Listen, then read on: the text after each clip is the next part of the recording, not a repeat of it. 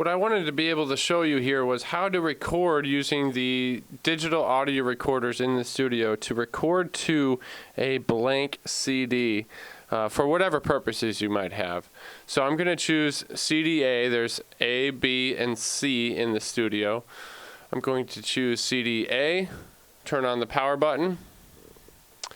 And every step of this process is going to require a little bit of patience. So every single step of the way, there's a little bit of time that you need to give. Basically, your sign is no media. It's recognizing that there's no media inside the device, so it's waiting for something now.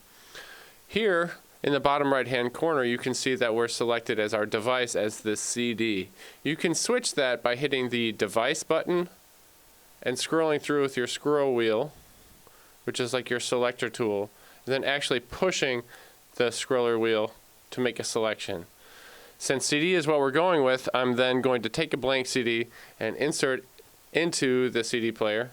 It requires a little bit of a push, actually, and then again, a little bit of patience while it reads the media. It's going to be looking for existing media just in case this was a rewritable CD and it already had content on it. So in this case, since it was a blank CD, it should go through pretty fast. And then once we see the numbers, we have 0 tracks here and we have 0 amount of time recorded. At this point, I'm able to enable the tracks by hitting the record button. It'll say record standby, and again, a little bit of patience until it churns through that next step in the process.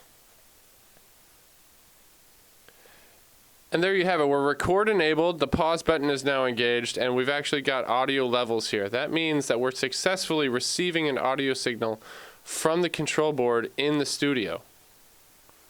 You'll notice that track 1 is now engaged. We're not actually recording yet, but we know that we're getting levels and we're getting an audio feed. So if I want to record something, I simply have to press play. The pause button will disengage and then play will turn green and the counter will begin. So I'm successfully recording all the audio that's coming from the control board into this digital recording device. The big thing here is, do I want to, when it's time to stop recording, do I want to pause the recording and keep a continuous audio file, or do I want to create separate ones?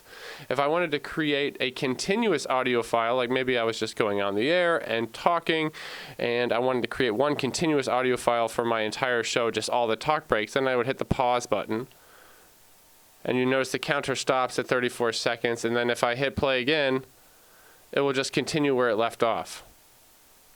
And again, I can press pause. If I wanted to create a separate audio file for every single, whatever it might be, I would hit the stop button. It will write the information, and then it will have to hit record, and it will jump now to track 2 and be ready to record again. I would simply press play and continue the entire process.